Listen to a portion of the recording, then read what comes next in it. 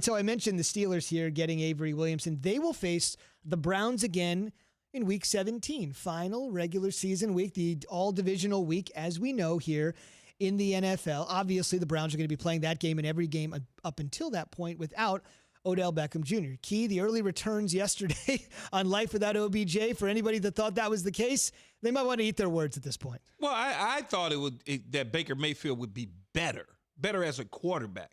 Not that they can win without OBJ. I just wanted to see him evolve at the QB position. And clearly, it didn't happen that way. I thought he would go through his reads, his progressions. He wouldn't lock on to one guy. It didn't turn out the way. You know, you could factor weather in. You could do all of those sort of things. The Raiders don't care. They got out there with a W. And Baker Mayfield is having to answer questions. It was just an ugly game to watch. Terrible weather. Like watching it was the weather. Watching Derek Carr get some completions, Baker struggle a little bit. Jarvis Landry literally had the ball in his hands for a TD. It didn't work out. It's like those are the game within the margins that you feel like you wish Baker Mayfield would have won. But at the same time, I give a lot of credit to the Raiders, as Key said earlier in our show. Look, they found a way to win the game in bad weather.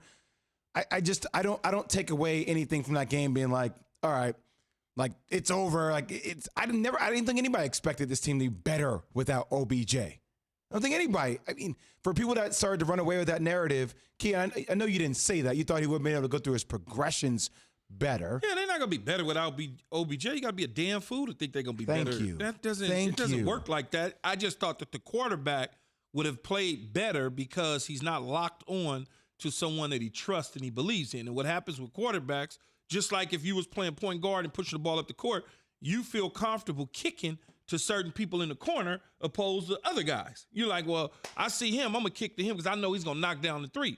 Baker Mayfield at the quarterback spot feels comfortable locking on to 13, but what the progress with him has been is he stayed on 13 instead of getting off of him when it's not there. Key, let me ask you this question. Coming into the season, though, them being in that division, it's kind of like the Dallas Cowboys, because like you always pay attention to like the names, the sexiness of the people, the personnel. Like, was it more, hey, I like this team because of their potential, instead of saying, I know this team is going to be in the thick of it? No, I like them because of both. I picked them actually to win the division, as weird as that may sound, because I didn't know what Ben was going to be like coming back off of surgery.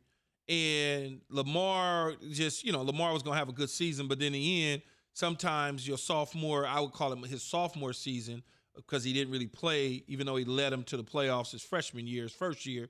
I'd give this year his sophomore year because he didn't have a full year. I thought the Baltimore would be, still good, but not running away with the pack, Zubin. Yep, Baker Mayfield had a streak of 10 straight games with a passing touchdown snapped, proof that he is indeed, as the fellow said, not better without OBJ.